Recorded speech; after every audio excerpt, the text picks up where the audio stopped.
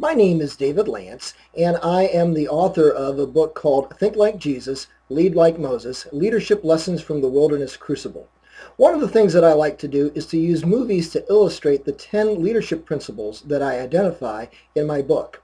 And one of those movies is my all-time favorite, It's a Wonderful Life. Jimmy Stewart stars as the main character, George Bailey. Now, George wants what he wants. He wants his own will. But throughout the course of the movie, George Bailey's character is molded from that of someone who wants only what is in his own self-interest to wanting that which is best for the people of his community, Bedford Falls, which is to provide affordable housing through a business that George runs called the Bailey Savings and Loan. Well, in the same way, Moses in the book of Exodus goes through a period of time where his character is molded from what he wants to do to what God wants him to do. Moses has an interaction with Pharaoh and over the various 10 plagues that God is bringing upon Egypt to let the people go. And through that process, we see a change in Moses' perception first of himself, and then a change in Pharaoh's perception of God. Third, we see a change in the Egyptian people's perception of God. And finally, we see a change in the Israelites' perception of Moses. Moses must pass through his own crisis of commitment when at the very beginning he goes to meet with Pharaoh, and Pharaoh says to him in Exodus chapter 5, "Who is the Lord that I should obey his voice to let Israel go? I do not know the Lord, and besides, I will not let Israel go."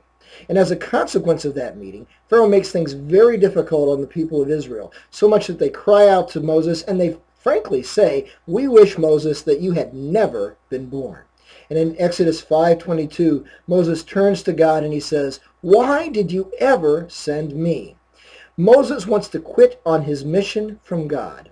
And yet, as we know, God continues to work with Moses, and he leads the children of Israel out of bondage. Well, in the same way, George Bailey wants to give up on his job of being the head of the Bailey Savings and Loan. A friend of his in the movie by the name of Sam Wainwright reminds him that he had the opportunity to get on the ground floor in plastics. And so George has an interview with his arch enemy, Mr. Potter. Mr. Potter offers him a great job with lots of benefits, great pay, the opportunity to travel the world just like George has always wanted. And yet he realizes that if he goes ahead and pursues what he wants to do, he will give up on his goal of providing affordable housing to the people of Bedford Falls. And so through that process, George's view of wanting what's for himself is given up as he accepts God's mission for him to work on behalf of the people of his hometown. In my life as the head of the Christian Coalition here in Indiana, I faced that same crisis of commitment. Because of financial problems that I was facing, personal bankruptcy, being audited by the IRS, and even facing criticism from some members of my own local church, I wanted to submit my resignation to the Christian Coalition National Office. But deep down, I knew that I had been called to work with that organization to promote pro-family values here in the state of Indiana. Well, through a series of events, God enabled me to stay with the Christian Coalition. And that's one of the things as I look upon my life and looking at the study of Moses, I see this second principle of being a godly leader, and that is to understand God's plan for your life and be committed to its execution.